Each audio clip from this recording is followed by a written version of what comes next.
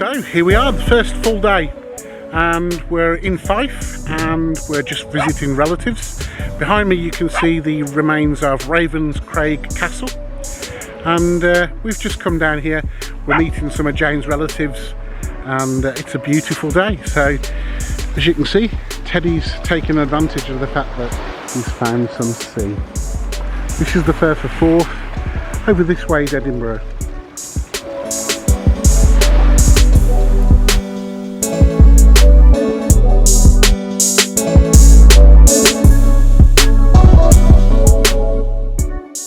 So we set off from Fife and head north. Our first stopover is Inverness, and that journey takes around about 2.5 hours.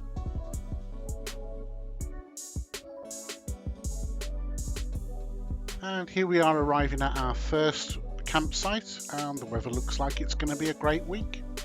So we set off then, heading up north. We stop off at Dornoch, if that's how it's pronounced. Beautiful, beautiful beach. Highly recommend this place. Again, the weather looks great.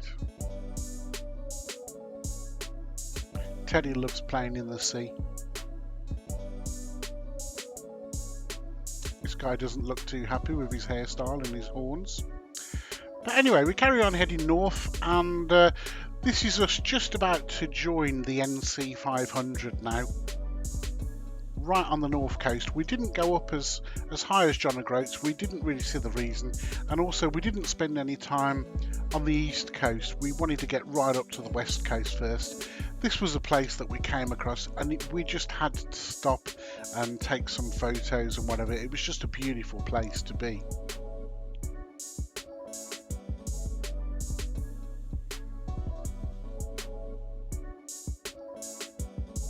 Fabulous wood carvings.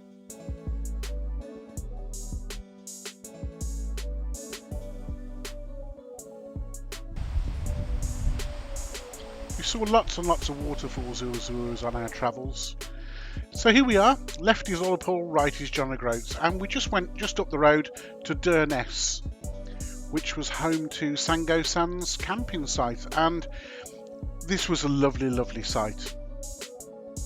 Fabulous beaches, great location. Here we are on Sango Beach, and the site that we're staying in is right behind me, and our van is literally there on top of the hill. So we've got a view right over the whole of this bay, and also over the whole of the next bay. It's not as cold as it looks. It's absolutely lovely. This beach is absolutely brilliant. Including electric, it cost us £10 per person, and £5 for the electric. So for the three of us, it was £35. On the way out of Sango Sands, we had to call at Cocoa Mountain. It was rumoured to be the best hot chocolate in the world, and we also had to go to Smoo Cave. We were told that we would regret it if we didn't. So we went, and yeah, it was great.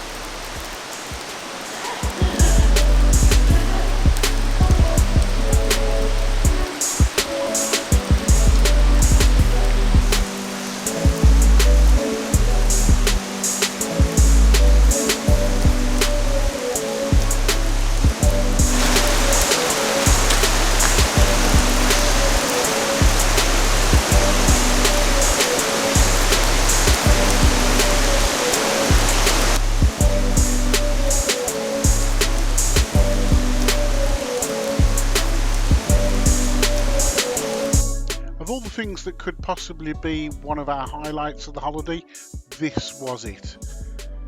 Absolutely stunning.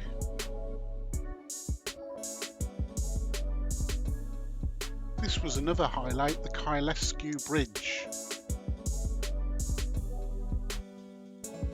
Here we are now heading down the hill into our next port of call, Portabach campsite.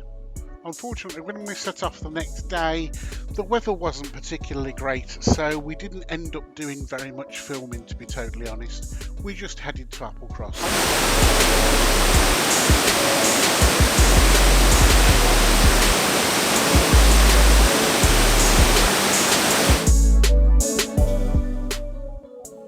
but we did manage to come across this beauty as we were going in.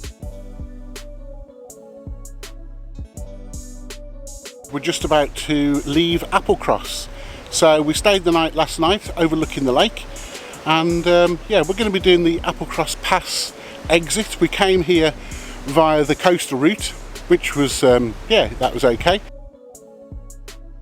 Now, I have done a completely separate video of the whole of this journey.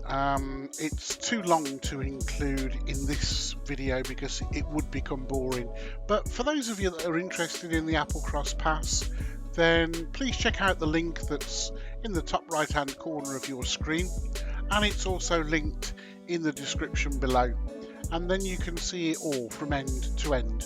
But anyway, these are the highlights. The APPLECROSS Pass is notorious as, well, the scariest road in Britain apparently, and yeah, there are quite a few switchbacks and hairpin bends that, to be totally honest with you, I wouldn't really want to attempt in a vehicle bigger than what we had. I have seen videos of people going down it and also up it in an 8-metre RV, but yeah, 7 metres was about the biggest for me. Also, when we were up there, we had snow the next day, which you'll see in a second, and we saw on the Facebook groups that there were people attempting to do this in the snow, which I would say is yeah, a step too far, to be honest. I think some people would call it insane. There you go. I think this particular bend was probably the worst. I have seen people have to reverse and go backwards and forwards to get round this. It didn't cause us any problems, but yeah, some people it has. The key here really is not to sit on your brakes. Keep your gearbox in a low gear. I think we were in probably second for most of the journey down. The revs were probably about 4,000 revs, but at least I didn't cook the brakes, and there was no scary moments, to be honest.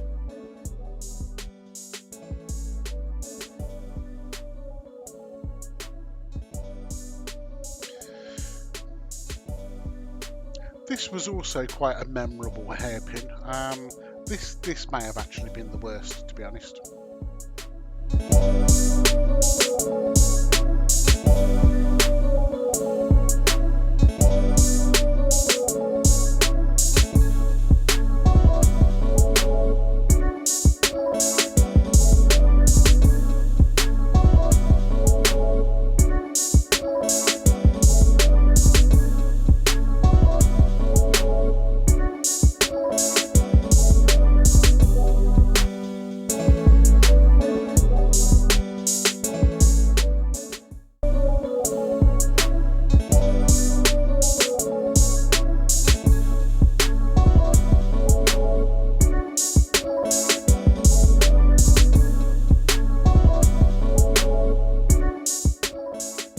There you go, APPLECROSS.